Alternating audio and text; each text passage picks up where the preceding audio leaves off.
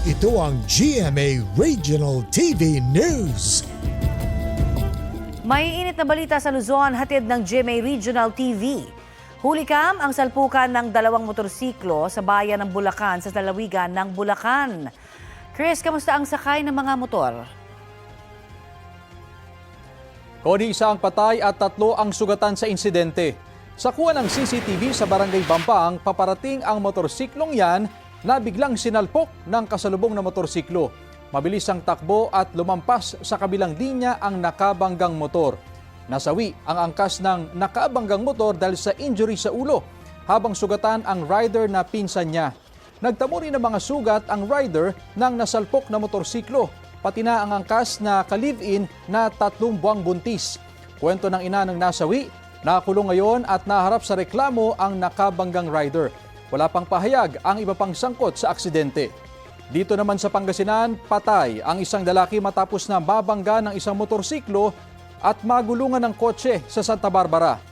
Ayon sa pulisya, patawid ang biktima sa kalsada na walang pedestrian lane nang mabangga ng motorsiklo. Sa lakas ng impact, parehong bumagsak sa kalsada ang biktima at ang rider.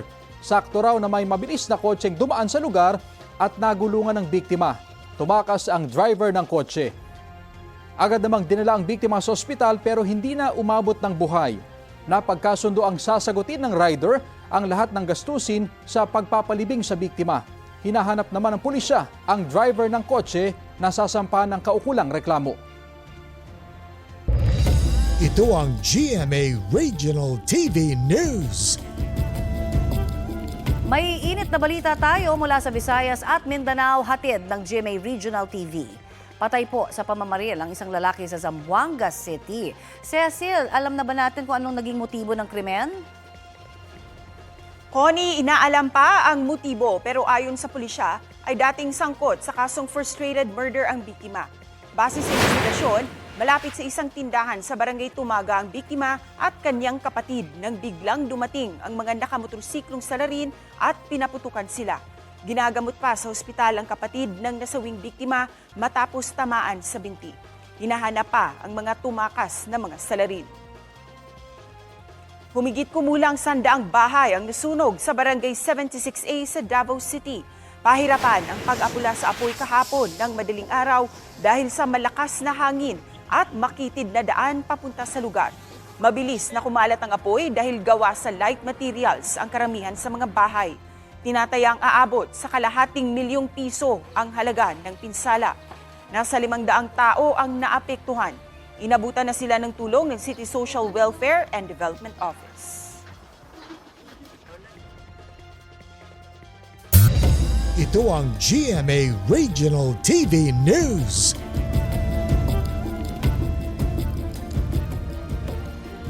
Arestado sa bypass operation sa Digos, Davao del Sur ang isang tauhan ng Provincial Engineers Office Construction Division. Ang nahuling 59 anyos na lalaki itinuturing na high-value individual ng mga otoridad. Nakuha sa kanya ang halos 70,000 pesos na halaga ng hinihinalang shabu.